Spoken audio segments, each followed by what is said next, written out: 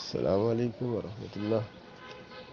دیکھیں، جب بازار میں شارٹیج نہ ہو گندم کی، عوام کو، عام صارفین کو ہر جگہ آٹا گندم مناسب عام مارکیٹ ریٹ کے حساب سے مل رہی ہے، تو پھر تو سٹاک کرنے میں کوئی حرج نہیں،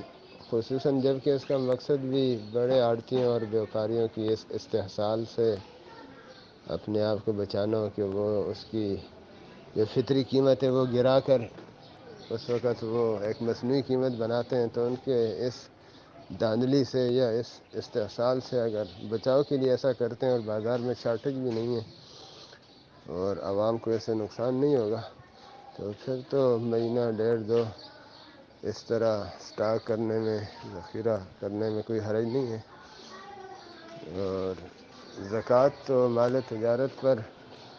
لاگو ہوتی ہے جب زکوٰۃ کی تاریخ آ جائے، جس دن سال پورا ہو رہا ہو زکوٰۃ کا،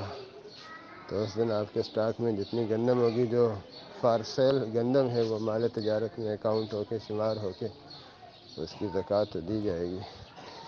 تو زکوٰۃ کا تعلق تو اپنی تاریخ سے، چاند کے حساب سے جس دن سال پورا ہو رہا ہے اس دن آپ کے پاس جو بھی مال تجارت ہوگا، نقدی کیش جو بھی ہوگا، اس کی آپ زکوٰۃ دیں گے، اور جو اس سے پہلے بک چکا ہوگا مال تجارت گندم جو بھی ہے تو اس کی نہیں دیں گے، جو اس وقت ہوگی اس کی دیں گے۔ ٹھیک ہے، السلام علیکم۔